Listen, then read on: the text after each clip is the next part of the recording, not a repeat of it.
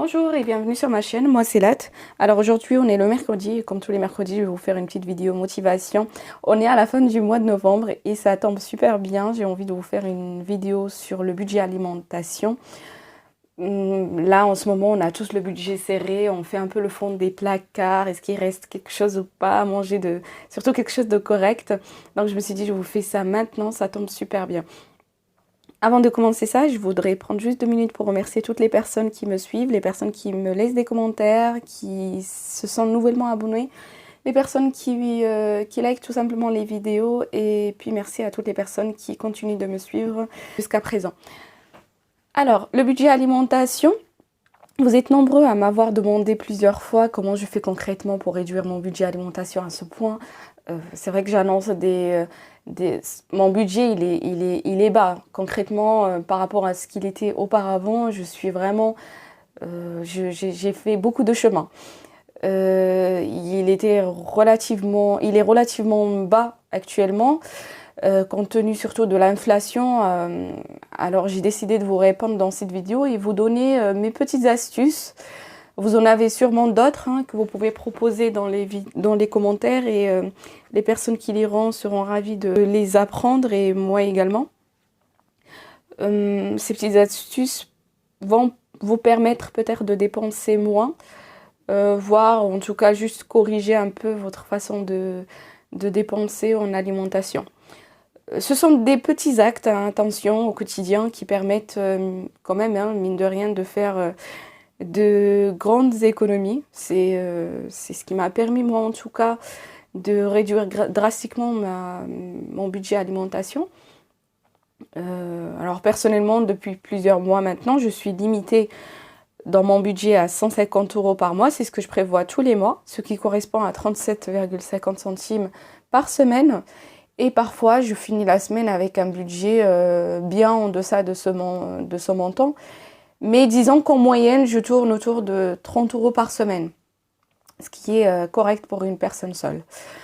Alors, je suis consciente que, voilà, moi j'ai plus de facilité à maintenir un budget plus ou moins fixe, sachant que j'habite seule et que je n'ai pas d'enfants à charge. Pour vous et surtout selon l'âge des enfants que vous avez à charge, cela pourra être plus ou moins compliqué. Mais on va dire que les astuces que je vais donner sont basiques et donc elles sont applicables à tout foyer, qu'il soit composé d'une personne ou de plusieurs finalement. Alors d'abord, et c'est un peu commun à tout ce que vous donne à chaque fois comme recommandation, c'est ce que je rappelle dans toutes les vidéos motivation.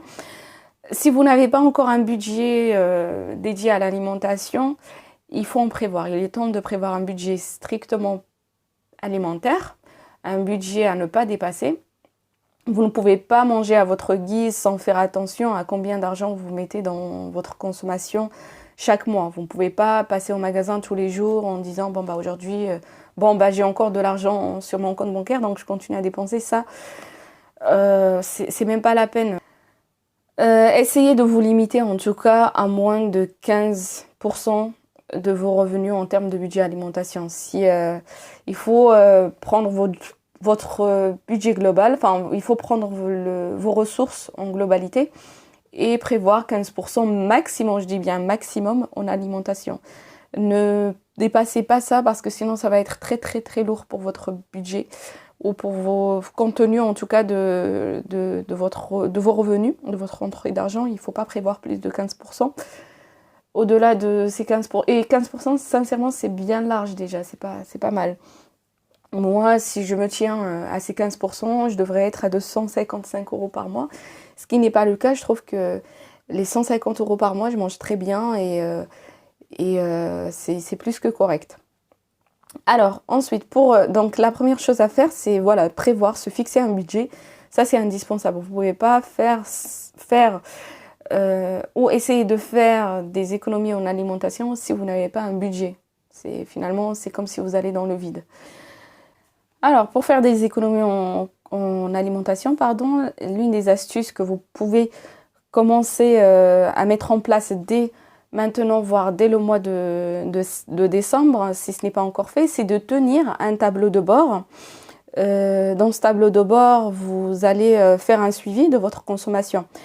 C'est-à-dire, il faut en fait, l'objectif là, c'est de savoir concrètement combien de temps vous pouvez faire, par exemple, avec 1 litre d'huile, combien de temps vous pouvez faire avec 1 litre de lait. Quand vous ouvrez par exemple une brique de lait, vous notez le jour où vous avez ouvert cette brique, hein. Enfin souvent ça dure 1, 2 jours, 3 jours. Vous notez en tout cas le jour où vous l'avez ouvert et vous notez le jour où vous l'avez jeté. Faites ça sur un mois. Sur un mois par exemple, pour l'huile ça va faire plus, peut-être sur 2 mois. Essayez de faire ce suivi. Il faut savoir en fait la quantité que vous consommez en alimentation, c'est essentiel. Pourquoi ? Par exemple, cela va vous éviter de faire des gaspillages. Concrètement, si vous voyez une promotion pour des produits laitiers, par exemple, je vais continuer sur cet exemple, notamment par exemple si vous voyez 24 yaourts alors qu'ils se périment sous quinzaine, peut-être vous n'allez consommer que 15 yaourts en 15 jours, là vous allez clairement perdre de l'argent et la promotion n'aura finalement aucune utilité pour votre budget. Vous allez non seulement payer un produit que vous n'allez pas entièrement consommer, mais en plus de ça, vous allez contribuer au gaspillage alimentaire, ce qui est grave. Puis pour revenir sur la fixation du budget au préalable, une fois que vous avez fixé le budget, ne le dépassez pas. Et pour cela, la meilleure astuce, c'est que vous prévoyez des listes lorsque vous allez faire les courses. Notez au fur et à mesure les aliments qui manquent dans vos placards de sorte à remplacer sans oubli. En fait, et ça m'arrive encore parfois, quand je note pas directement l'aliment en question, il m'arrive encore de faire cette erreur. J'oublie de le prendre lors des courses, ce qui oblige en fait à retourner plusieurs fois pour plusieurs articles, en tout cas indépendamment au jour prévu pour faire les courses. Vous retournez plusieurs fois dans le magasin et donc potentiellement vous êtes exposé à dépenser à chaque fois que vous mettez les pieds dans le magasin. Donc là, vous allez prendre même plus que juste cet article pour lequel vous êtes rendu dans le magasin. Et ça, c'est vraiment le meilleur piège pour pour dépenser en tout cas plus que votre budget. Ensuite, donc, ça aussi c'est un indispensable. Il faut prévoir un planning pour les repas de la semaine. Ça, c'est une astuce que je qualifierais de basique. Je ne sais même pas si franchement aujourd'hui vous ne faites pas encore de liste pour en tout cas votre planning pour l'alimentation, il faut s'y mettre. C'est une astuce basique, mais je pense que beaucoup ne font même pas encore ce planning de repas. Ce planning limite il se fait pour certains une fois qu'ils sont déjà à l'intérieur du magasin. Et je trouve que c'est une très grosse erreur parce que acheter des produits sans savoir au préalable ce que vous allez en faire est vraiment le meilleur moyen pour dépasser votre budget, croyez-moi.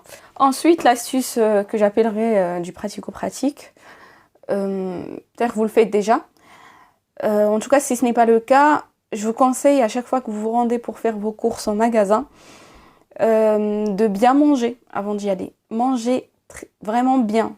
De préférence, si vous faites ça après le repas de midi, ça serait parfait. Si vous êtes accompagné par vos enfants, votre conjointe, assurez-vous également qu'ils aient bien mangé. Cela vous évitera de faire face aux petits caprices qui sont dans la plupart du temps de la pure gourmandise, hein, clairement. Parce que par contre, si vous avez bien mangé, il n'y aura plus ces tentations. En tout cas, elles seront réduites. Sinon, à défaut de faire ça, le mieux c'est de vous rendre tout simplement dans la mesure du possible au magasin tout seul ou toute seule. C'est mieux, cela vous permettra de faire vos achats rapidement sans être perturbé par une tierce personne.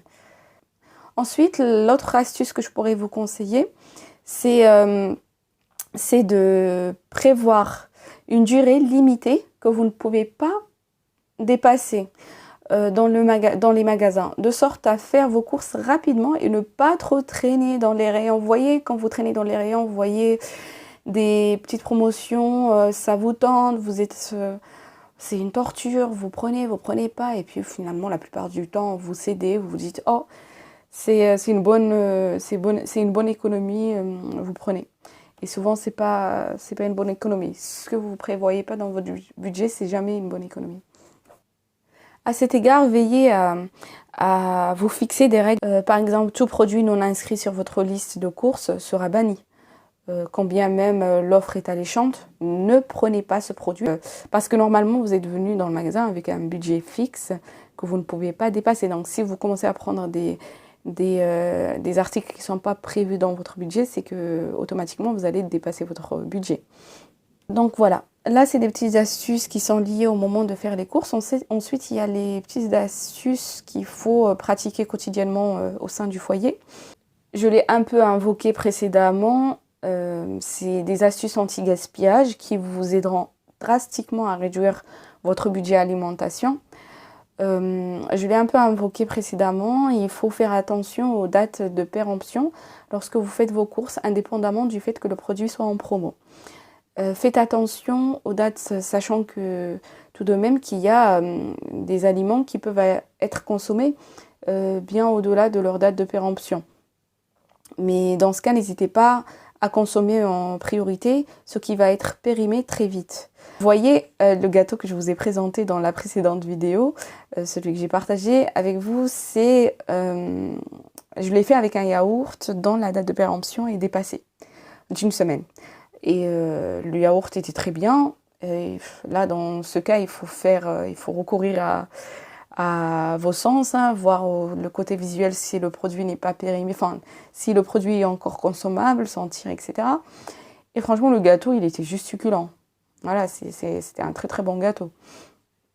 C'est pareil, si vous ne consommez pas beaucoup, par exemple, de légumes et que vous les achetez juste parce qu'ils sont en promotion, sachant qu'ils vont rapidement être gâtés, essayez de congeler ces légumes par exemple plutôt que de les laisser juste tout simplement au frigo et de les laisser se gâter. Donc voilà, encore une fois, si vous faites vos courses en grande quantité et que vous êtes plus ou moins sûr de ne pas tout utiliser dans les jours à venir, dans la semaine ou dans le mois en cours, n'hésitez pas à congeler l'aliment en question de sorte à vous en servir plus tard. Ça, c'est pas un problème. Toujours dans l'optique de faire des économies avec l'idée d'éradiquer complètement le gaspillage alimentaire de votre foyer. Et cela concerne principalement les mamans. Servez dans les assiettes des enfants seulement ce qu'ils sont susceptibles de manger effectivement. Vous connaissez mieux vos enfants que n'importe qui, vous savez ce qu'ils mangent ou pas comme quantité, donc servez-leur seulement ce qu'ils vont manger. Ne servez pas plus. Le gaspillage alimentaire, c'est vraiment là où on perd le plus d'argent finalement dans notre budget. Et franchement, c'est scandaleux de jeter la nourriture, alors que finalement, vous pouvez juste servir des parts qui peuvent être potentiellement consommées par vous ou par vos enfants.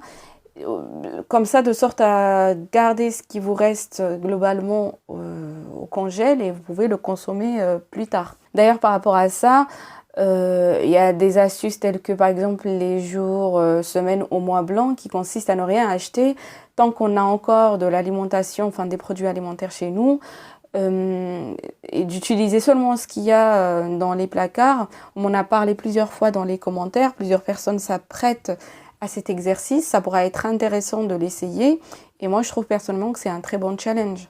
Et au-delà de ces périodes blanches aux périodes neutres, n'hésitez surtout pas à prévoir, si ce n'est pas encore le cas, une journée des restes.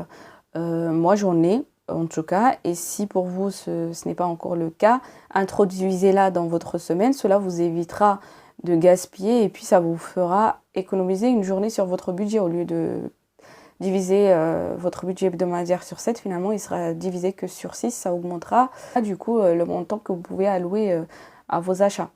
Puis, toujours dans l'optique de faire des économies en alimentation, il y a des aliments que je vous invite à bannir purement et simplement de vos listes, notamment tout ce qui est sucreries à outrance, hein, soda, chips. Ce sont pour moi en tout cas des produits qui, en plus d'être souvent trop chers, ils sont très néfastes pour la santé. Donc, quand vous vous dirigez vers ces rayons, dites-vous que vous allez non seulement dépenser votre argent que vous avez durement gagné, mais en plus, vous allez vous gâter la santé et vous n'aurez aucun apport. Ça, c'est clair. Puis, avant de terminer cette vidéo, Ce que vous pouvez réduire aussi, c'est votre consommation en viande. Cela est un très très bon moyen pour faire des économies. Moi, j'ai de la chance, je n'aime pas la viande, surtout la viande rouge.